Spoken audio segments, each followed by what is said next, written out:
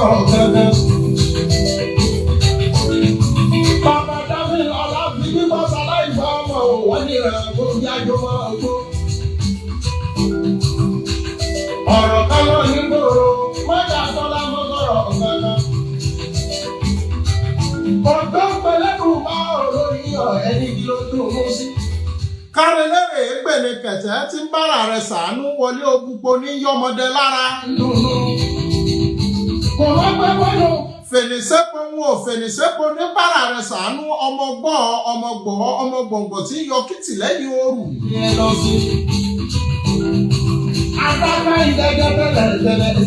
Àkànbí èjèèjì mo gbè wọn ọ̀gbẹ́ni kankan adáfá fún alára tí ń ṣeré méjì lóòjọ́ rẹ̀kúrẹ̀kú oko. Ẹrù bá mi là káyè ìkànnì ìwòlẹ̀ ìfẹ́jà ìṣeré. Àkànbí mo dé pẹ́rẹ́ bí ewé ìyeyè ẹ̀fún kan kè é mọ́jọ́ èdè kan gbọ́dọ̀ ní bàrà. Ìlàpá ti kọjá pé ìpéjú lẹ́ni tó di ọ̀pá tó ti kókò wọ́n tó sì ta dandan. Àbí orí báyìí ni wọ́n fi mọ bá èjìgbàrà lẹ̀kẹ́ ń ta wọ́n ti dòye. Ẹ̀rọ àkókò ni wọ́n ní ká gbẹ́dọ̀ ẹ̀rọ aláǹtakùn ló ní kárọ̀ òun. Ẹ̀jẹ̀ ògbóni. Mo ṣe bẹ́ẹ̀ lẹ́kùnmọ́rẹ́ ọba rí ká tó rí ọba mọ̀ ká tó mọ̀. Ọba tí ò ní gbà kankan tó ju ọpẹ́ lọ àríwá àlá alálẹ̀dẹ̀ ọ̀run gbígbí ní kú ọlá gbègbè ní kú ọlá. Ọba tí fọlá ní tí fọlá ya gé oko kò láfiwé kò láfiyọ̀. Ẹ̀rọ pẹ̀sẹ̀ ọ̀là mọ́rímọ́rí ayé mọ́rímọ́rí òde ọ̀run oníkìní ògùn ọba múnimúni túdètúdè àgbà. Ògún dípẹ̀ Ibrahim mo kì í.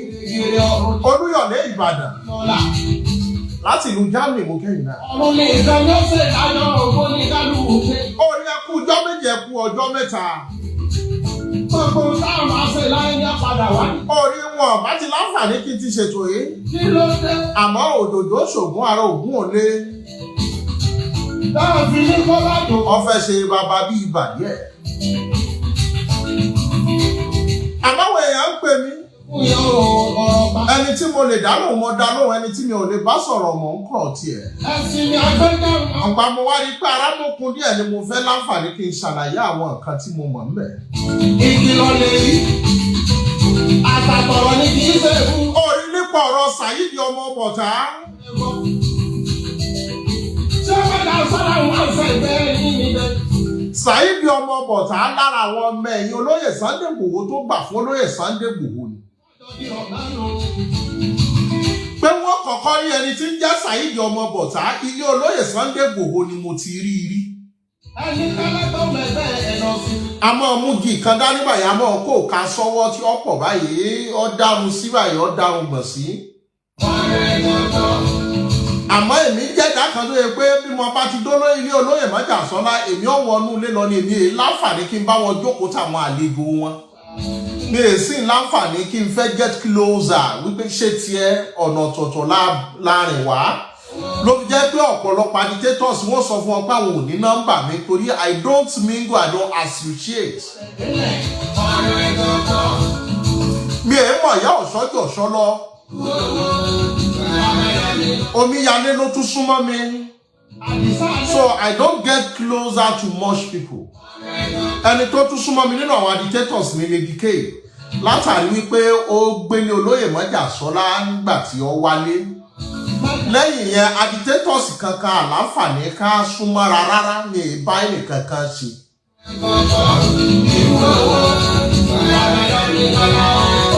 Àmọ́ Sàyídì Yorùbá máa ní èké ní pẹ̀rú èpè ní polè ilẹ̀ dídà ní pọ̀rẹ́ alájọbí ní pèyèkẹ́ni tí bá dání. Ọ̀gbọ́n èké ní pẹ̀rú èpè ní polè ilẹ̀ dídà ní pọ̀rẹ́ alájọbí ní pèyèkẹ́ni tí bá dání. Ìwọ̀lá báwọ̀ lò, máa máa jèrí. Ọ̀pọ̀lọpọ̀ wọ́n gbọ́ kúkú òjò wọ́n dami agbádá nù. A lot of people fall in love because of what they hear. Ọ̀pọ̀lọpọ̀ látàrí ẹnu dúdùn wọn ọ̀pọ̀lọpọ̀ wọ́n kò ló lẹ́yìn olóyè Sunday Igboho wọ́n tẹ̀lé Onítìrí.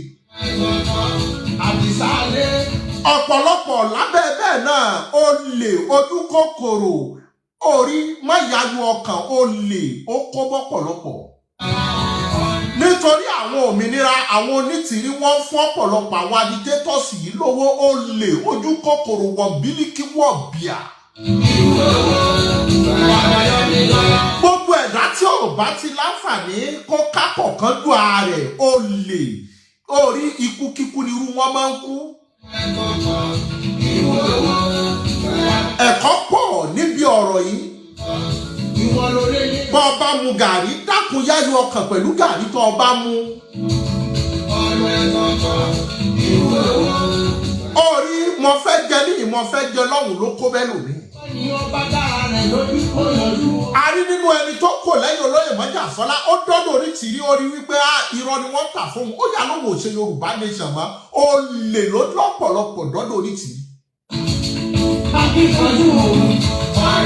Tá a bá sọ nípa àwọn agitators brother mi Sunday Ọlábìyí Àgbòrò ẹkùjọ́ méjì ẹkùjọ́ mẹ́ta ẹ má bínú òjòjò ṣògùn ni ara ògùn ò lé ọfẹ ṣe mí bíi ibà wọ́n fẹ́ fà á ó ti fẹ́ tó bí ọ̀sẹ̀ kan ní ìsìn àmọ́ àdúpẹ̀kẹ́ òkun orí ó lè wọ̀nbílíkì wọ̀bìà ojú kòkòrò ló láǹfààní ló jẹ́ kọ́pọ̀lọpọ̀ kí wọ́n deviate. Ó wá ní ìsọ̀rí àti Ìmíyétúndé Onífádé mo kí yín ìsọ̀rí ni gbogbo àwọn tí wọ́n láǹfààní tí wọ́n wá sí di ìjìjàgbara. Àwọn kan wá látàrí wípé ìyà tí ń jẹ̀ràn Yorùbá bó ni ó ṣe dópin. Àwọn kan wá bẹ́ẹ̀ wọ́n wá fi ẹ̀mí wọn jìn. Ó wá láwọn kan wà wọ́n wá láti wá lóókọ. Ọ̀pọ̀lọpọ̀ nínú wọ́n lóókọ tán wọ́n deviate kó omi Yorùbá nation nígbà tí wọ́n ti ní followers. Wọ́n ṣe Yorùbá nation mọ́ irú wọn lẹ́ẹ̀mọ́ rí tí wọ́n mọ̀ ṣe justice for Mohbad. Irú wọn ni wọ́n mọ̀ rí tí wọ́n di fracas látàrí wípé wọ́n wá kó followers wọ́n wá lórúkọ. Wọ́n deviate láti bẹ̀rẹ̀. Àwọn kan wà olè ni wọ́n bá wá bẹ̀. Bó wọ́n ṣe monetize page wọn. Bó wọ́n ṣe monetize YouTube wọn. Irú wọn ni wàá rí wọ́n post ọ̀rọ̀ Onítìrí lónìí wọ́n post ọ̀rọ̀ Sunday Igboho lọ́la wọ́n bílíkì wọ́n bíà. Àwọn yẹn náà bọ́ bá fẹ́ rí gbogbo update pa Yorùbá nation orí péèjì wọn ló ti rí. Àwọn yẹn ò wá bá yín ṣe Yorùbá nation wọ́n wá tajà ni.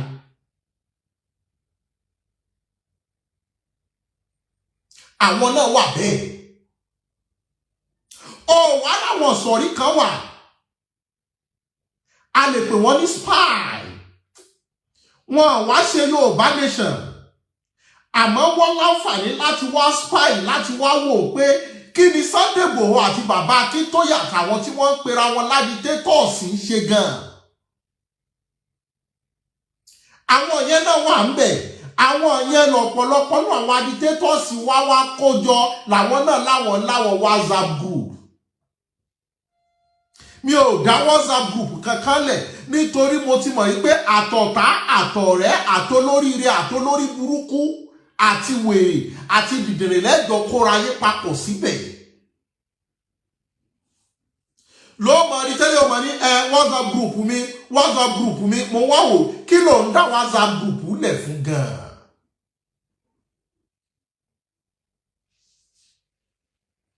Àmọ́ bọ́bá tó àsìkò àti ṣu fùrùwálà.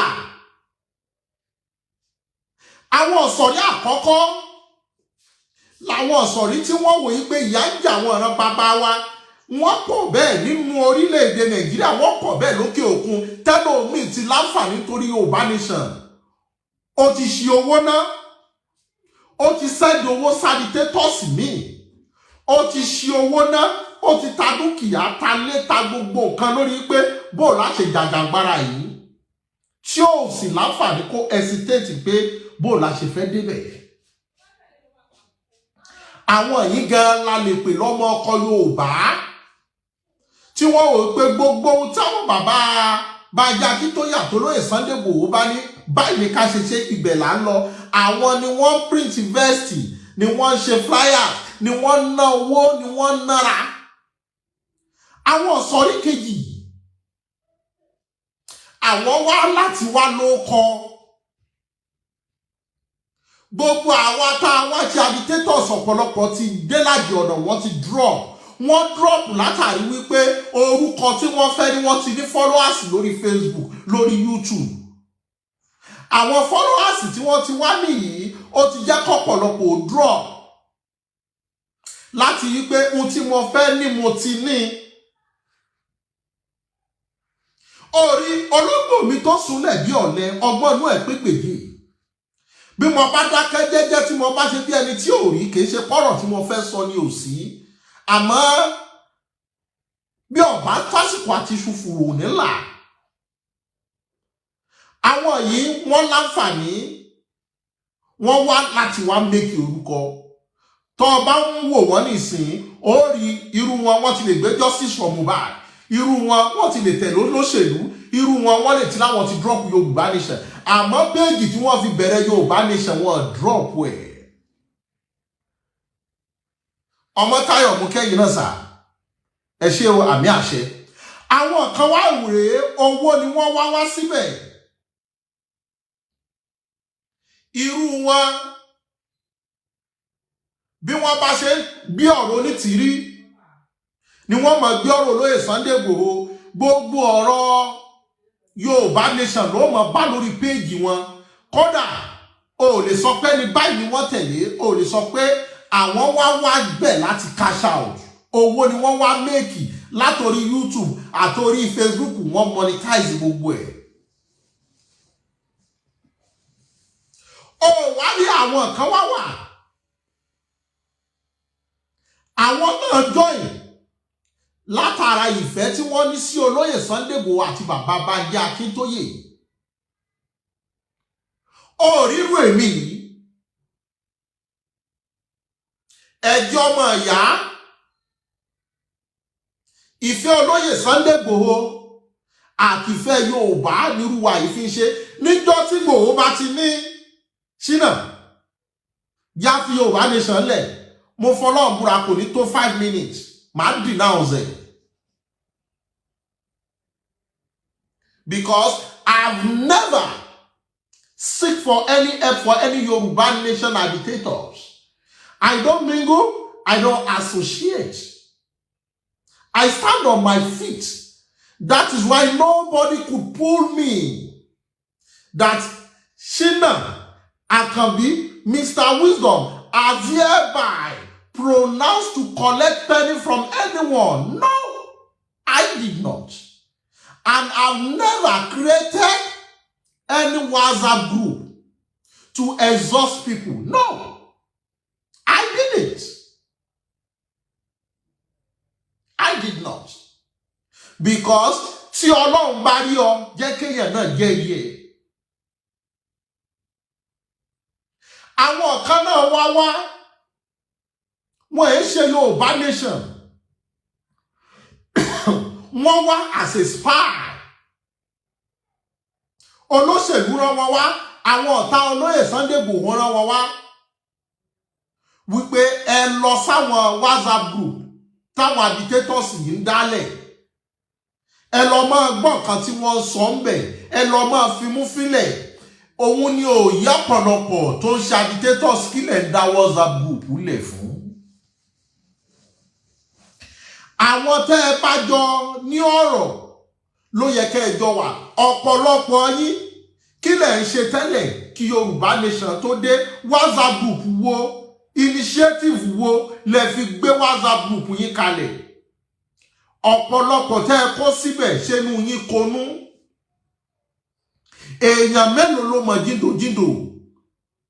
Ọ̀pọ̀lọpọ̀ nú yín ẹlẹ́yàn 200 lórí WhatsApp group. Kínú tẹ́jọ́ ń sọ, kínú tẹ́. Àmọ́ látàrí olè tọ́pọ̀lọpọ̀ fẹ́ jà, wọ́n dá WhatsApp group lẹ̀. Ẹja dáwó lórí WhatsApp group wa o.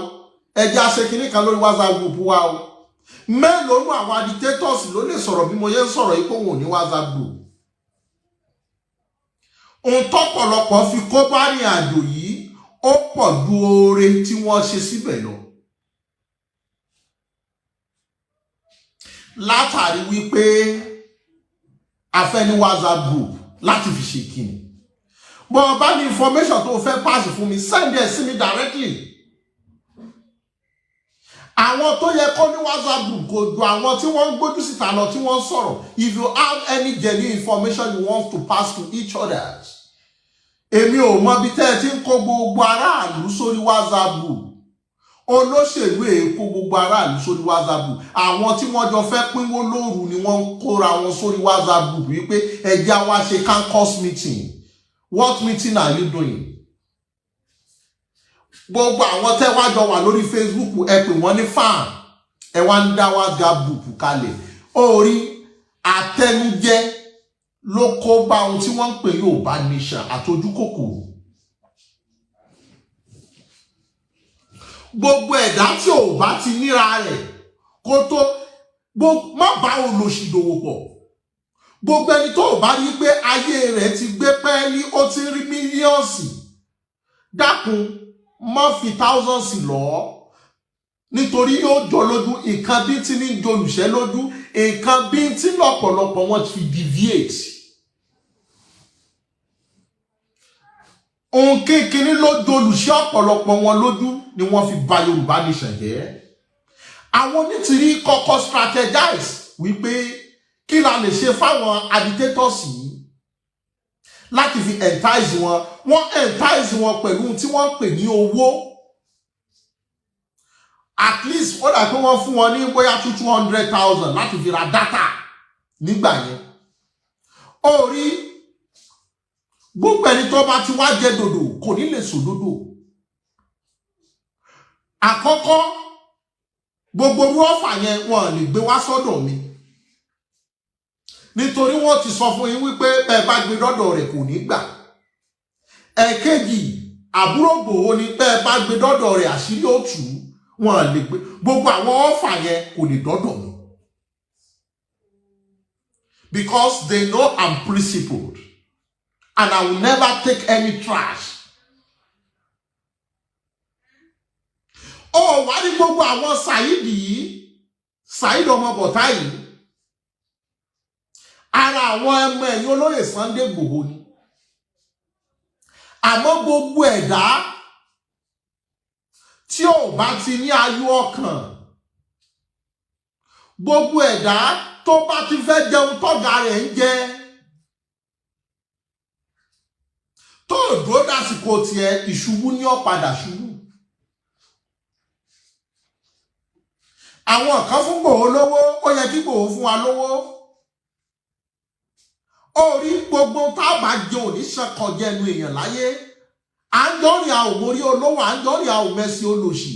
Ọba onípín ní sọ pé onípín lè pín ọba ńlá ní mọ́ so lórí ibùdó lórí ire. Ta lèèyàn tó yanrí olórí kó wá wí, ta lèèyàn tó yanrí yanjú tí ò wúlò. Ọlọ́run ní mọ́ ńlá ni èèyàn kọ́. Gbogbo eré tọ́pọ̀lọpọ̀ yín wá sá lọ sọ́dọ̀ Onítìrí iṣẹ́ ti wá là.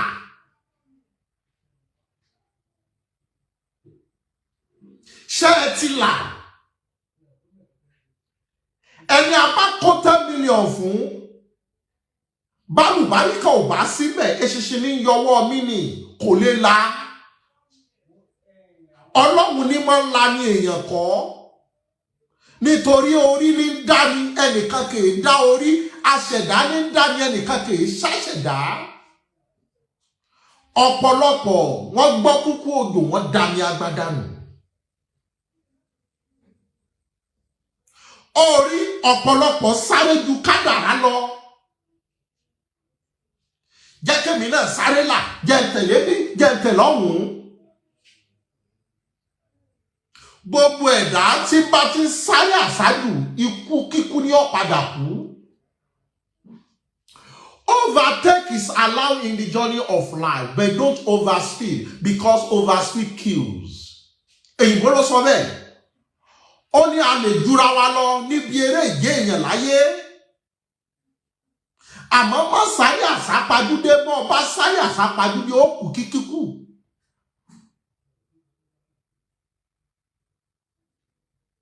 Ẹnu gbà tí Saheed tó bẹ̀rẹ̀ sí ní dalẹ̀ olóyè Sunday Igboho. ṣé mọ̀ yìí pé ọlọ́pàá gbé nígbà tí ọlọ́pàá gbé èmi ni mo fi olóyè Sunday Igboho wípé bẹ́ẹ̀ ni ó ti kú lóòótọ́ èmi mo fi olóyè Sunday Igboho wípé ẹgbẹ́ ọmọ yìí lẹ̀ wọ́n ní ṣínà kí mo fẹ́ dá sí fún kò kàn mí náà àmúlẹ̀ lè ṣe bẹ́ẹ̀ mo ní ẹjẹ́ àgbàlẹ̀ kọ́ mọ́ bá fi sọ yín lẹ́nu ayé tí mọ̀ọ́mọ́ yín ọdún tó bá rí bẹ́ẹ̀ máa pè CP Ọ̀yọ́ èmi ni mo wà nídìí ẹ̀ tí wọ́n fi gbà kalẹ̀ lẹ́yìn ìgbà tí wọ́n gbà kalẹ̀ mọ́tò ẹ̀ tí wọ́n gbà àti àwọn property ẹ̀ èmi ni mo ní kọ́lóyè Sunday Igboho pé àbúrò wa kan à ń pè ní Kàbírù òun ló ń tẹ̀lé lọ sí zone 2 tí wọ́n fi lọ gbà àwọn ẹrù ẹ̀ kalẹ̀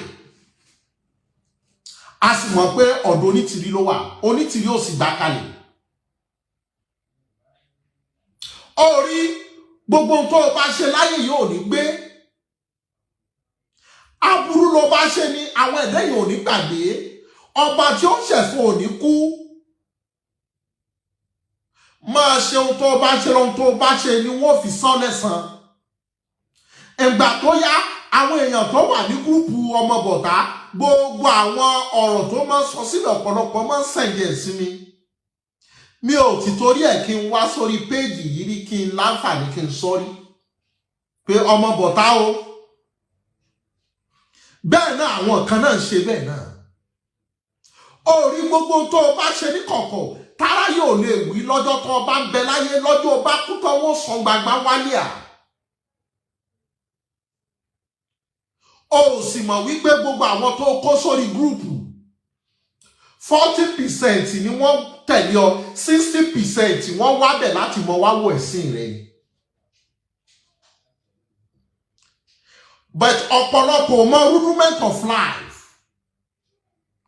ayé òyì ọ̀pọ̀lọpọ̀ wọ́n bọ́ sínú ayé ni wọ́n ń jayé lọ wọn mọ̀ pé ohun tó bá dùn àmọ́ pani ohun tó kó bá Saheed ni wípé èmi mo rí wájú mú lọ́dọ̀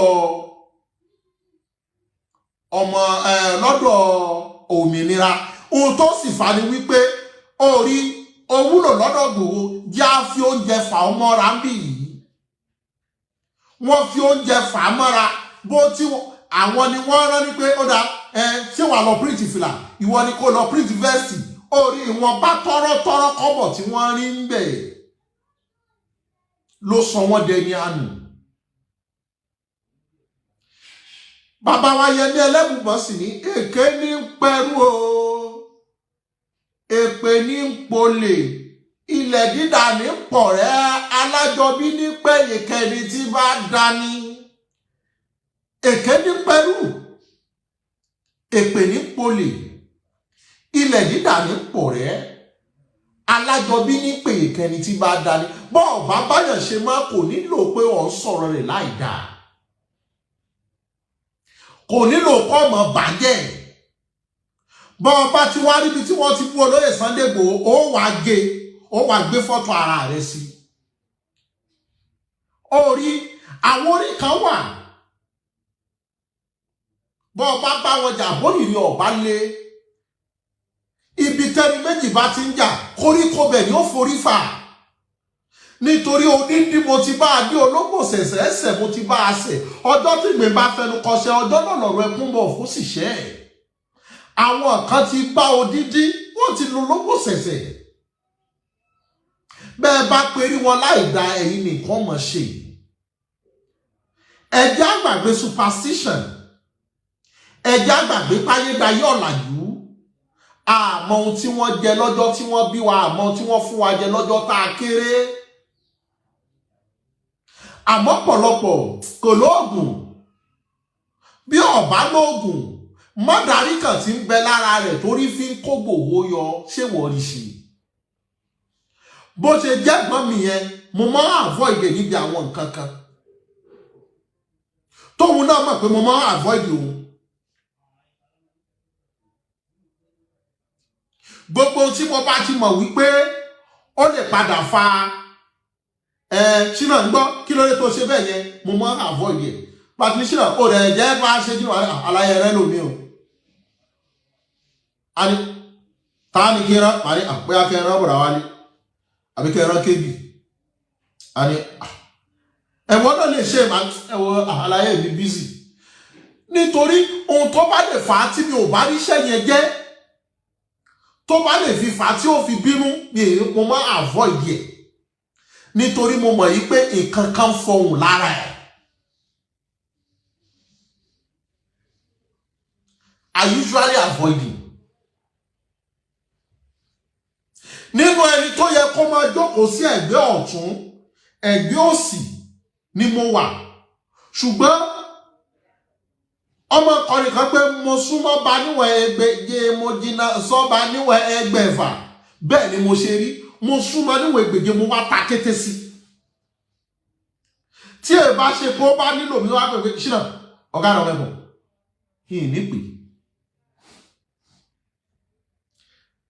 àfi tá a bá ní nǹkan kan tá a jọ sọ́ọ̀tì tó yẹ ká ṣe aláyẹ yẹsà nítorí èèyàn mẹ́ta ní mọ́ sórí burúkú lára ẹni táṣì Ọlọ́run bá wà lára ẹ̀ ìyàwó mọ́ sórí burúkú lára ẹ̀ ọ̀rẹ́ mọ́ sórí burúkú lára ẹ̀ àwọn àbúrò ẹbí ó sórí burúkú lára ẹ̀ ó kàn kọsẹ̀ ní ẹ̀gbọ́n wa ní lọ kàtàn Yúsúfù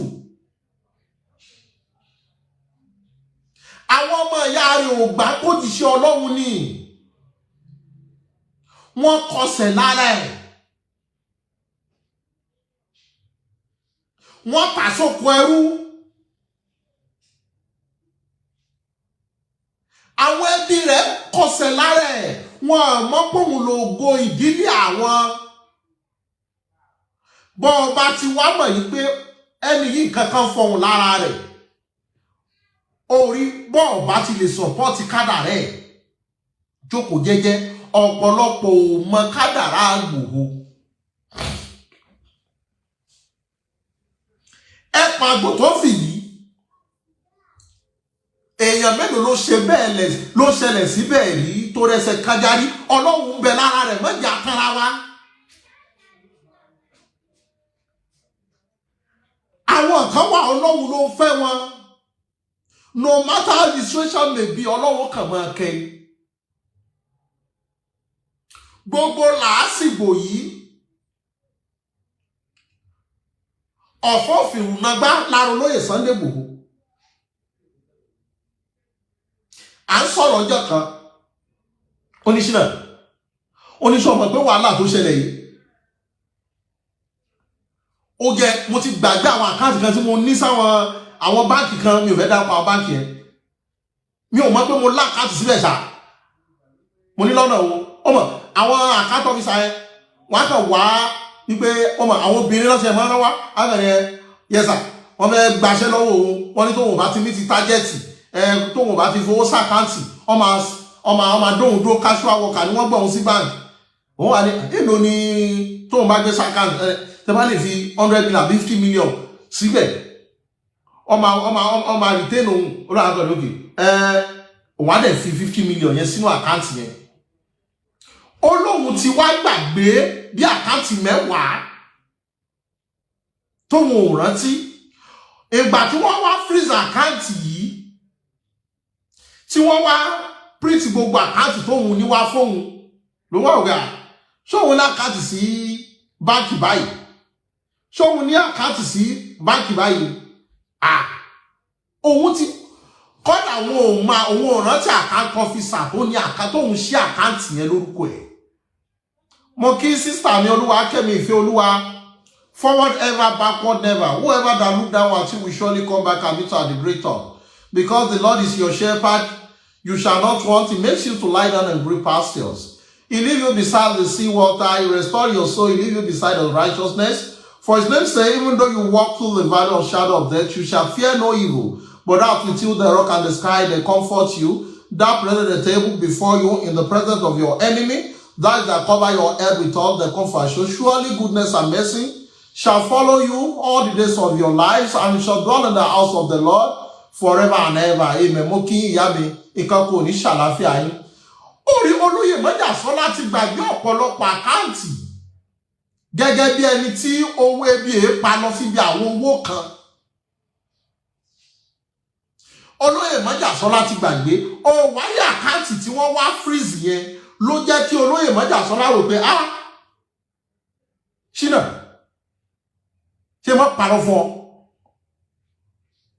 Ìgbà ọmọ kí ẹnu gbéyàn kí ẹ̀gbọ́n èèyàn fi sọ mí àbí Ṣínà ṣe mọ́ parọ́ fún ọ. Owó tí mo ní náà káàdì ká mọ́ ná 20 years àlè tó ṣì mọ́. Ìmọ̀ pé mo ti lówó tó bá mo ní mo ní Ṣínà wà láì tí n bá send àkáǹtì mi sí ọ ẹ̀wọ́ bọ̀. Ìmọ̀ pé mo lówó láwọn àkáǹtì yẹn. Àwọn kan sì láyé rẹ̀ bàjẹ́ ló fi mọ̀ ó wáyé àwọn Saidi bọ́ ọba fẹ́ tẹ̀lé yẹn tẹ̀lé pẹ̀lú ọkọ̀ kan pẹ̀lú inú kan tẹ̀lé pẹ̀lú ṣùgbọ́n ẹ̀ lẹ́nikẹ́ lè jẹ́rìí ìgbà tí wọ́n wà lẹ́gbòó pé mo wá sílé yẹn bóyá mi jà bẹ́ẹ̀ mẹ́ta tí n bá wá gan tala yín bá láà lọ́rọ̀ tá a bá ti sọ̀rọ̀ wa tán wá ní ẹ̀dúró dèmí mò ń bọ̀ wá ní lẹ́nikẹ́ èmi ń lọ Mr. Israel ti lọ ẹ̀sùn ní èmi ò sùn járe èmi ń lọ mi ò rárá dá dúró and I don't expect anything from him. Àìmọye ìjà orí ẹ̀ ti dàrú tiẹ̀ orí ẹ̀ ti dàrú. That is me. Tẹ́lẹ̀ pẹ̀lú ṣùgbọ́n ẹ̀ mọ́ expect wípé ọ̀gá rẹ ni kó máa fún ọ lówó oúnjẹ Ọlọ́run ó ṣe tiẹ̀ náà lọ́nà míì bí máa ń ga fara lérò bí wájà alẹ́ ní mi náà kúrò Ọlọ́run ní máa ń kẹ̀dá àmọ́ pọ̀lọpọ̀ wọ́n expect pé Ìgbòho gbọ́dọ̀ gbé mọ́tò fún mi ó gbọ́dọ̀ ra ọkọ̀ fún mi ó gbọ́dọ̀ ra ilẹ̀ fún mi ó gbọ́dọ̀ kọ́lé fún mi. Ẹbí ẹ̀ mélòó ló ti kọ́lé fún? Látàrí olóyè Sunday Igboho à ń pe ọkùnrin kan Sami Japan ó gbé mọ́tò fún Saheed ọmọ Bọ̀tá. Ta ló jẹ́ kó gbé mọ́tò fún?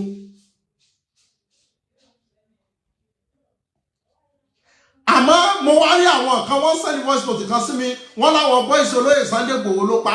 Ṣé mọ̀ bí tí ọmọ Bọ̀tá ń gbé? Ọmọ Bọ̀tá tó ti fìlú lẹ̀ tó ti lọ ń gbé Ghana.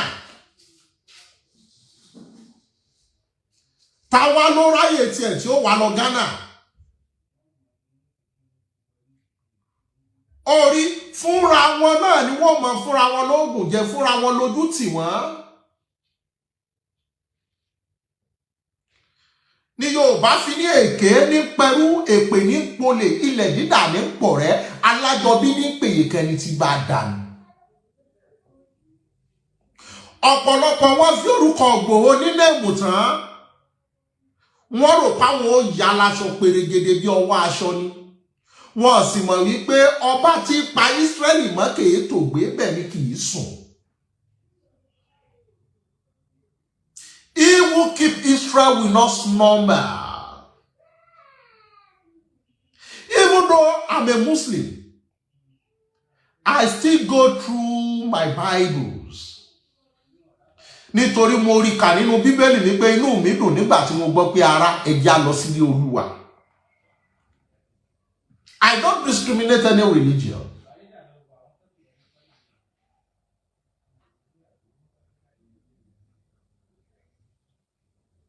Oh, why?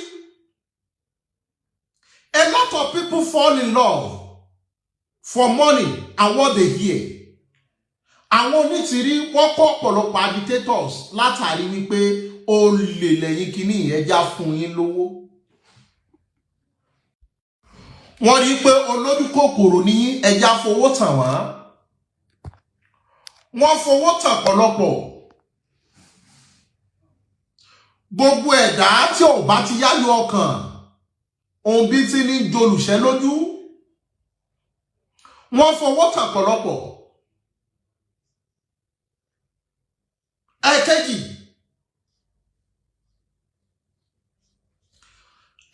wọ́n fowó tán ọ̀rọ̀ dúdùn ni wọ́n fi tàn wọ́n látàrí wípé a ti gba lẹ́tà lọ́wọ́ àjọ àgbáyé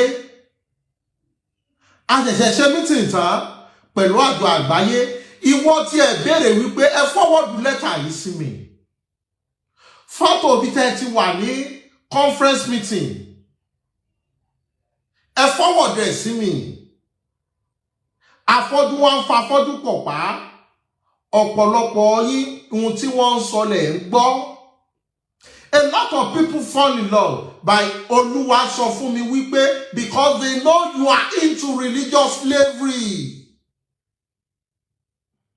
Ẹ̀rú ẹ̀sìn lọ̀pọ̀lọpọ̀ ọ̀pọ̀lọpọ̀ ò lè dá Bíbélì ara rẹ̀ kà fúnra rẹ̀ ọ̀pọ̀lọpọ̀ ò lè dá Kùránì ara rẹ̀ kà fúnra rẹ̀ láti lọ wò ó. Àmọ́ ohun tí àfáà mi sọ, ohun tí wòlíì mi sọ, ohun tí ìyá wa sọ wípé Olúwa bòun sọ̀rọ̀, Olúwa bá mi sọ̀rọ̀ lọ́pọ̀lọpọ̀ fi tẹ̀lé Onítìrí.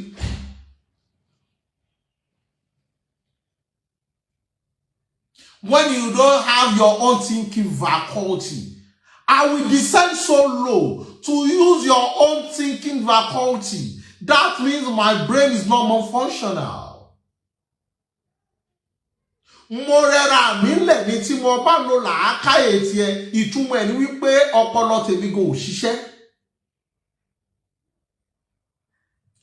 Bẹ́yàn bá sọ fún ọ wípé báyìí kàsá tẹ̀lé wà nígbà tí olóyè Májàsọ́lá ní ó yá òun gan ni ó ṣíwájú rálì. Ó yá sọ iwájú tí Onítìrí ṣíwájú tó ní ẹ̀ka lọ nírújọ́ tẹ́ ẹ fẹ́ lọ gbà á. Ilé ìgbìmọ̀ aṣòfin nípínlẹ̀ Ọ̀yọ́ Onítìrí ló yẹ kó síwájú kó gbé miles. Kí adelé náà síwájú láti mọ̀ wípé rárá wọ́n mọ̀ tí wọ́n ń ṣe. Orí ọmọ ọlọ́mọ ni wọ́n ránṣẹ́ dé tòrutòru. Àjọ àgbáyé ṣé wọ́n ti wá gbà ní kalẹ̀ báyìí.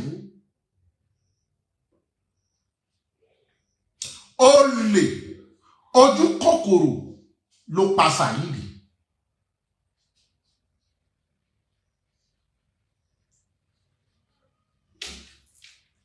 Gbogbo ẹ̀dá tí ò bá ti lè jókòó tí wọ́n bá sọ̀rọ̀ fún ọkọ̀ jókòó kó digest ẹ̀.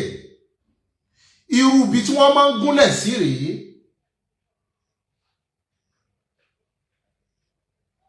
Àjọ àgbáyé wádà.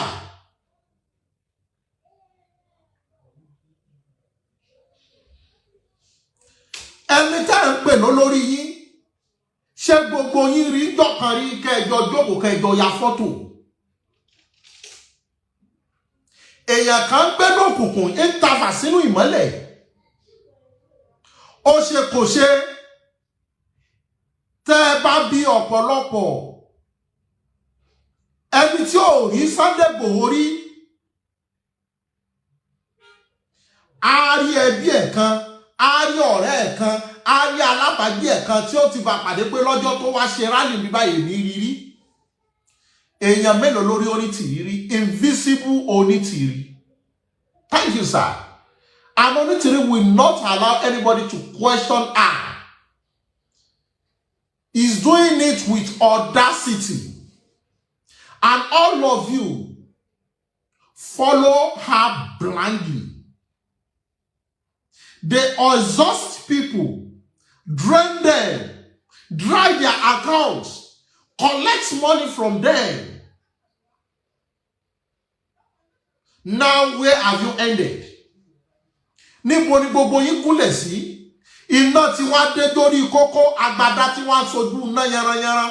Ó du ọba tí pọ̀sù gẹ̀gẹ̀ sí wíjọ́, ikú tí wá ń pelégédé ìkòkò ọbẹ̀ ń ṣòfò. Ọ̀pọ̀lọpọ̀ kúkú òjò lẹ́gbọ́ ẹ̀dàmì agbádá nù. Omi agbádá tẹ́ ẹni náà ni bàbá Akíntóyè àtolóyè Sunday Igboho. Kúkú òjò lẹ́gbọ́. Níbo ni gbogbo yín wá gúnlẹ̀ sí?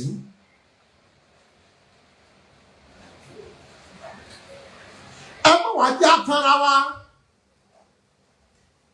gbogbo ọ̀nà tí Yorùbá nation fi wáyé nísìnyí ó ti gba pẹ̀lẹ́pẹ̀lẹ́ ó sì ti gba làákàyè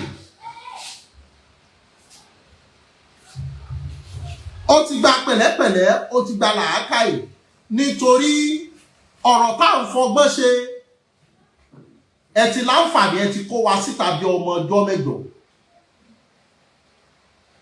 gbogbo àwọn tẹ́ ẹ fẹ́ láǹfààní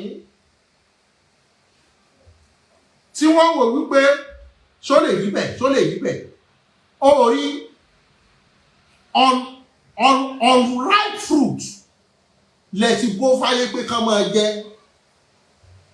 ṣó lè dọ̀la kẹ́ ẹ mú èso dé wípé ẹ wá jẹ wọ́n lè mọ́ gbà lọ́wọ́ wọn ó rí ọ̀rọ̀ Yorùbá nation ó ti gba pẹ̀lẹ́pẹ̀lẹ́ pẹ̀lú nǹkan tí àwọn òmìnira lẹ fẹ́ gbà wá ẹ ti wá sọ́dọ̀ òmìnira ó ti gba pẹ̀lẹ́pẹ̀lẹ́ nítorí gbogbo àwọn tí ẹ láǹfààní tí wọ́n wò pé eré ni wọ́n ń ṣe orí látàrí hooliganism felony kú táwọn onítìrí ti dánwò ó ti jẹ́ kí àwọn ìjọba gbọ́n sí àẹ́dì gbogbo tẹ́ ẹ bá ń gbé bọ̀ ló fi jẹ́ wípé olóyè Sunday Igboho náà ọ̀rọ̀ yìí ó gba làákàyè ọsàn tí ò tí ì pọ́n tẹ láǹfààní tẹ gé ó ti wá ń ka aráyé lẹ́yìn gangan ọsàn táwọn bàbá bá já Akíntóyè tí olóyè Sunday Igboho wò pé ẹjẹ́ àfilẹ̀ ẹjẹ́ á máa bomi rí ẹjẹ́ á jẹ́ kí òòrùn ọpá ẹjẹ́ á máa wò ó ẹ ti láǹfààní ẹ ti gé ẹ ti ń jó máa ka aráyé lẹ́yìn gangan òun ló fi jẹ́ wípé má bá òpòwé èèyàn dàkan pọ̀ ọ̀rọ̀ wa ń bẹ lọ́wọ́ Ọlọ́run ọba tí dúró ti ní yọba wa yanjú ẹ̀ àmọ́ bọ́n bá tó àsìkò àtiṣu fùró kúkú là adúpẹ́ lọ́wọ́ gbogbo èyí tẹ́ nígbàgbọ́ lórí bàbá Bánjí Akíntóyè adúpẹ́ lọ́wọ́ gbogbo èyí tẹ́ nífẹ̀ẹ́ olóyè Sunday Igboho má gbàgbé àwọn bàbá Bánjí Akíntóyè wọ́n ti wà lẹ́nu Yorùbá nation agitating látọdún tó ti pẹ́ olóyè Sunday Igboho wọ bẹ̀tán ìmọ́lẹ̀ dé àwọn bàbá yìí ló wá bá Igboho lé wípé èyí tó ń jà fún pé kí Fúlàní ó kò lórí ilẹ̀ wa ohun tá a lè fi rí gbogbo ẹ̀ ṣe rèé àyàfi tá a bá rí òmìnira lẹ Yorùbá gbà la fi lè láwọn Fúlàní lé ìmọ̀ràn ni wọ́n fún olóyè Sunday Igboho ló tẹ̀lé àwọn kan ti ń sáré ẹ̀ fáwọn tí ọ̀bá mọ̀ olóyè Sunday Igboho kò sì mọ̀ yọ ọ̀ṣọ́jọ̀ṣọ́ lọ fáwọn tí wọ́n ti ń rìnà tí wọ́n mọbi tí wọ́n rìnà dé ló fi ń tẹ̀lé bàbá Bánjí Akíntóyè gẹ́gẹ́ bíi pé ẹ̀yin lẹ ní ọ̀nà tààtọ̀ rí ní fi ń tẹ̀lé wọn. Wá láwọn tó báyàn níbi ọ̀nà tí wọ́n fẹ́ mọ̀nà rìn jù àwọn tí ń tọ̀nà lọ àwọn lonítìí. Orí Àkànbí òtútù tí wọ́n ń kìlọ̀ fún ní pátá ooru tí ń kìlọ̀ fálákànpọ̀ ẹ̀rù. Gbogbo ẹni tó fi Yorùbá nation kówó jọ òun nu Ọlọ́run gbogbo ẹni tó fi Yorùbá nation tó fi wórúkọ òun nu Ọlọ́run gbogbo ẹni tó fi Yorùbá nation tóun tó fi láǹfààní tó fi ẹ̀rí ṣe ara rẹ̀ òun nu Ọlọ́run Àkànbí àní ní Dubai lọ afẹ́ máa lọ àní lọ́dọ̀ ẹja tó lọ tí ò dé sàlẹ̀ omi àní lọ́dọ̀ kọ̀kọ̀ tó lọ tí ò dé sàlẹ̀ odò àyínlọ àyínbọ̀ báyìí lọ́wọ́ ń yẹnu àtẹ̀pẹ́ báyìí lẹ́sẹ̀ máa ń tẹ̀nà Àkànbí mo fẹ́ máa fún yìí ṣèlú mo dúpẹ́ lọ́wọ́ gbogbo èyí tá a jọ ṣètò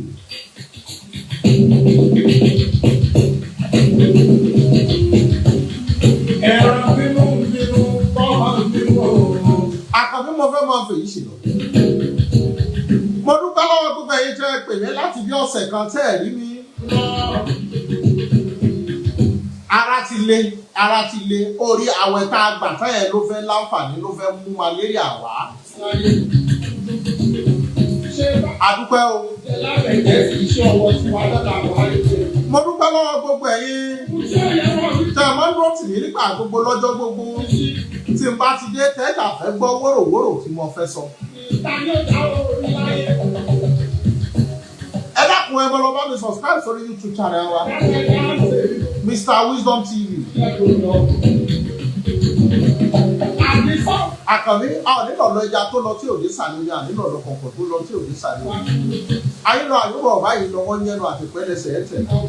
Ó dàbọ̀ yín bàbá, ó dàbọ̀ yín màmá, ó dàbọ̀ yín ẹ̀gbọ́n, ó dàbọ̀ yín àbúrò. Ọ̀rí Saheed ọmọ bọ̀tá.